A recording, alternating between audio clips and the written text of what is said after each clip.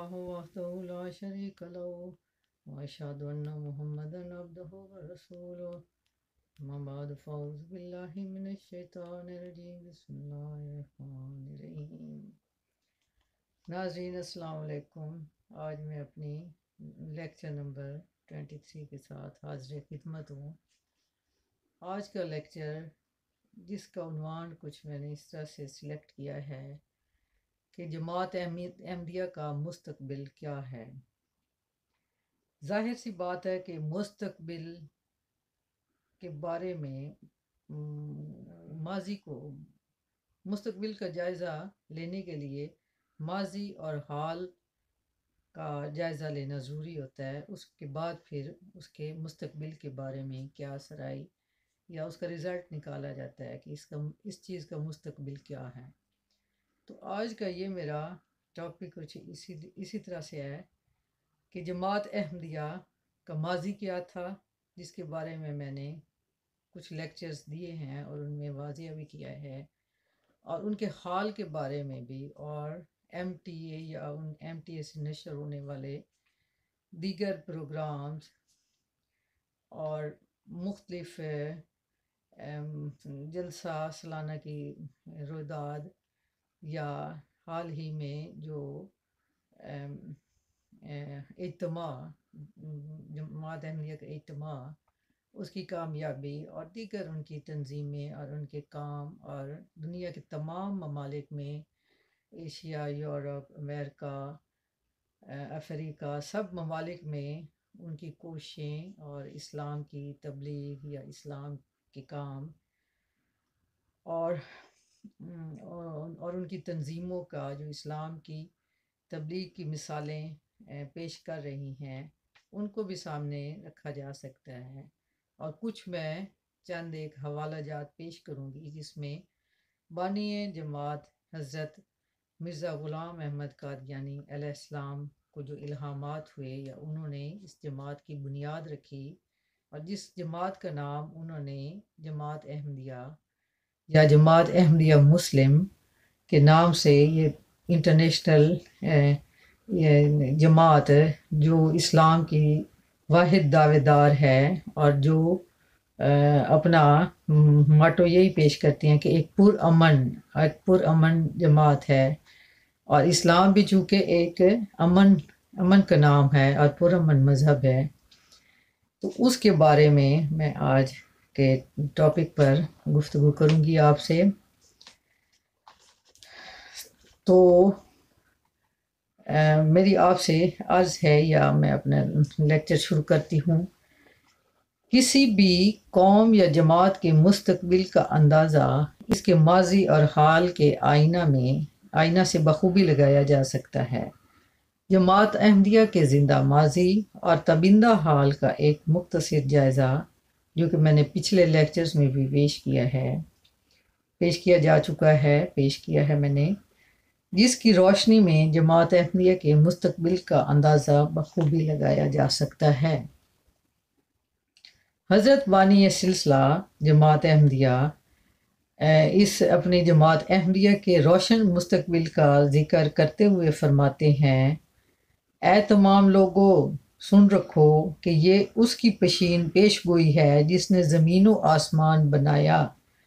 وہ اپنی اس جماعت کو تمام ملکوں میں پھیلا دے گا، اور حجت و برہان کی روح سے سب پر ان کو غلبہ بخشے گا۔ وہ دن آتے ہیں بلکہ قریب ہیں کہ دنیا میں صرف یہی ایک مذہب ہوگا جو عزت کے ساتھ یاد کیا جائے گا۔ خدا اس مذہب اور اس سلسلہ میں نہایت درجہ اور فوق العادت برکت ڈالے گا۔ خدا اس مذہب اور اس سلسلہ میں نہایت درجہ اور فوق العادت برکت ڈالے گا، اور ہر ایک جو اس کے معدوم کرنے کی فکر رکھتا ہے نامراد رہے گا۔ آپ نے وہ دیکھ ہی لیا ہے کہ ضیاء الحق اور ذوالفقار علی بھٹو نے، یا اور بھی جو کوئی مولوی یا جو بھی اس جماعت کو ختم کرنے کے بارے میں سوچتا ہے، وہ خود ختم ہو جاتا ہے۔ اور یہ غلبہ ہمیشہ رہے گا یہاں تک کہ قیامت آ جائے گی۔ یہ ان کی کتاب تذکرۃ الشہادتین، روحانی خزائن، جلد 20، صفحہ 66 پر یہ حضور کے الفاظ تھے جو میں نے پڑھ کے بتائے ہیں، اور ساتھ تھوڑا سا تبصرہ بھی پیش کیا ہے کہ سننے والوں کے لیے کہ میرے کچھ غیر احمدی بھائی یا بیٹے، ان کو بڑا غصہ آتا ہے جب میں یہ کہتی ہوں، ان کو یہ نصیحت کے طور پہ کہتی ہوں کہ میں نے تو اپنی زندگی میں یہ دیکھا ہے کہ مٹانے کے لیے اٹھے، ان کو بڑا زوم تھا کہ اس جماعت کوئی چھوٹی سی ہے، یہ مائنارٹی میں ہے، اس کو مٹا دیں۔ وہ پاکستان سے مٹانا انہوں نے چاہا تو یہ یورپ میں پھیل گئی اور پوری دنیا میں پھیل رہی ہے، اور روزانہ جتنی وہ مسجد پاکستان میں گراتے ہیں، ان پہ پابندیاں لگاتے ہیں، خدا کی مدد، خدا کی غیرت ان کی مدد کو آ جاتی ہے، اور ان کی غیر ممالک میں مساجد کی تعداد بھی بڑھ رہی ہے اور پھیل بھی رہی ہے۔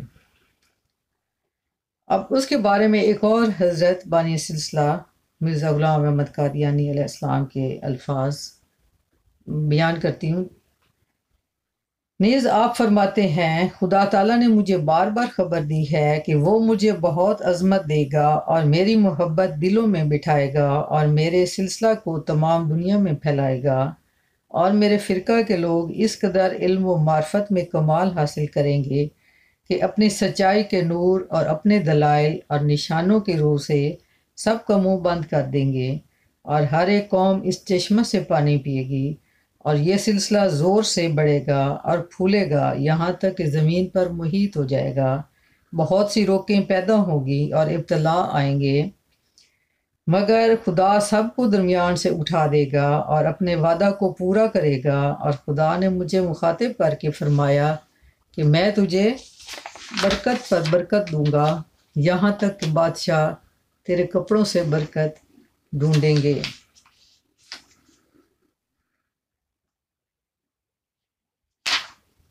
سو اے سننے والو، ان باتوں کو یاد رکھو اور ان پیش خبریوں کو اپنے صندوقوں میں محفوظ کر لو کہ یہ خدا کا کلام ہے جو ایک دن پورا ہوگا۔ میں اپنے نفس میں کوئی نیکی نہیں دیکھتا، اور میں نے وہ کام نہیں کیا جو مجھے کرنا چاہیے تھا، اور میں اپنے تئیں صرف ایک نالائق مزدور سمجھتا ہوں۔ یہ محض خدا کا فضل ہے جو میرے شامل حال ہوا۔ پس اے خدائے قادر اور کریم کا ہزار ہزار شکر ہے کہ اس مشت خاک کو اس نے باوجود ان تمام بے ہنریوں کے قبول کیا۔ یہ ان کی کتاب تجلیات الہیہ روحانی خزائن، جلد 20، صفحہ 409 410، اسے پڑھ کے میں نے بتایا ہے۔ تو یہ ایک الہی جماعت ہے، اور اس جماعت کو بڑھانے کا وعدہ اللہ تعالیٰ نے اپنے امام موعود مہدی علیہ السلام، مسیح موعود علیہ السلام کے ساتھ کیا تھا۔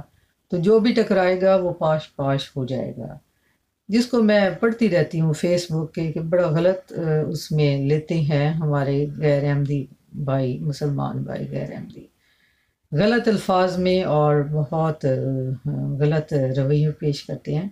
لیکن کچھ عرصہ اس چیز پہ لگتا ہے، اللہ تعالیٰ کی طرف سے بھی ڈیل ہوتی ہے۔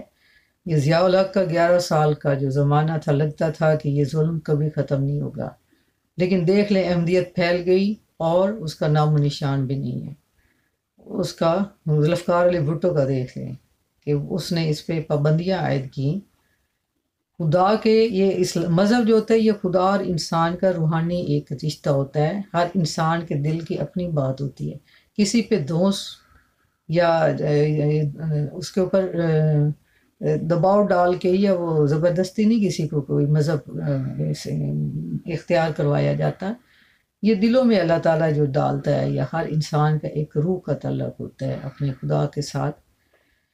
تو اس نقطہ کو اگر سمجھ سکیں تو شاید، لیکن مولویوں نے جو ظلم کی انتہا پاکستان میں کی ہوئی ہے، جو رد قادیانیت کے کورس کرواتے ہیں اور پتہ نہیں کیا کیا کتابوں میں حضرت مسیح موعود علیہ السلام کی کتابوں پہ پابندیاں عائد کر کے، اور ان کو اپنے یہ تحریف شدہ کتابیں یا وہ ترجمے یا وہ دیتے رہتے ہیں، اور اگلی نسل کو جس گمراہی میں ڈال رہے ہیں اس کا خدا ہی حافظ ہے۔ میں اسی پہ اپنا ختم کرتی ہوں۔ اللہم صلی علی محمد و بارک وسلم وصلی علی انک حمید مجید۔ وآخر دعوانا ان الحمد للہ رب العالمین۔